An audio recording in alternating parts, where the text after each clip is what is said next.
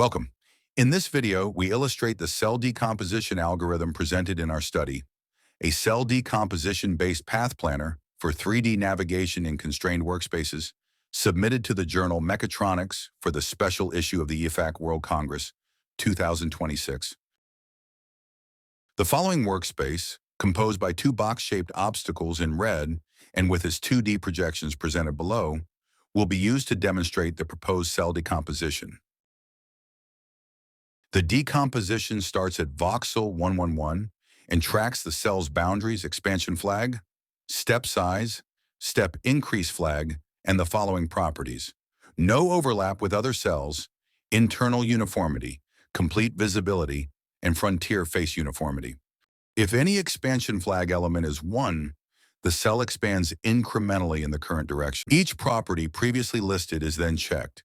If all of them are valid, the expansion step size in the current direction is doubled. The expansion continues in the remaining directions. If any of the properties 1 to 3 no longer holds, the expansion is undone. The step size in the current direction is halved, and it no longer increases after further successful expansions. Now, if the step size is 1 during the cell reduction, the expansion flag in the current direction is set to 0 to block further expansion. If frontier uniformity no longer holds, a 2D slice of the grid, corresponding to the face frontier in the extension direction, is taken, and the cell decomposition procedure is applied recursively on the slice.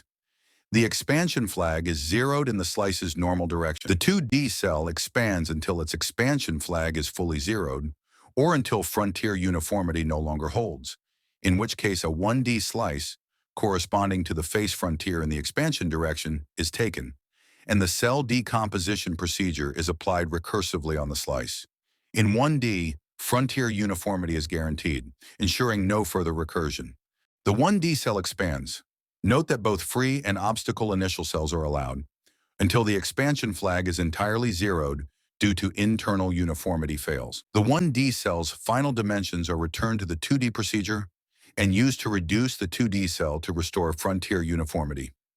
The expansion flag is zeroed in the reduced directions. Expansion resumes in remaining directions until the expansion flag is fully zeroed. The 2D cell's final dimensions return to the 3D procedure and are used to reduce the 3D cell, zeroing the expansion flags for the reduced directions. Expansion continues with cell reductions as needed until the expansion flag is fully zeroed. Then the current cell expansion is finished, and the final cell is added to the cell matrix. The process repeats with the next cell initialized in one of the neighbor voxels of the current cell until the entire grid is decomposed. Here are the 2D projections of the decomposed workspace.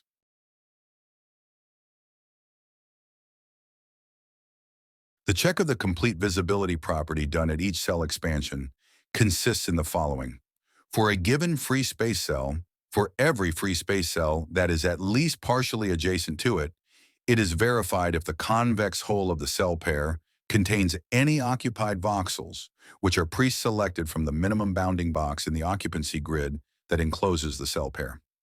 The cell pair has complete visibility if, and only if, there is no occupied voxels within the convex hull. We thank CAPS, CNPq, and FEPAMIG for their financial support.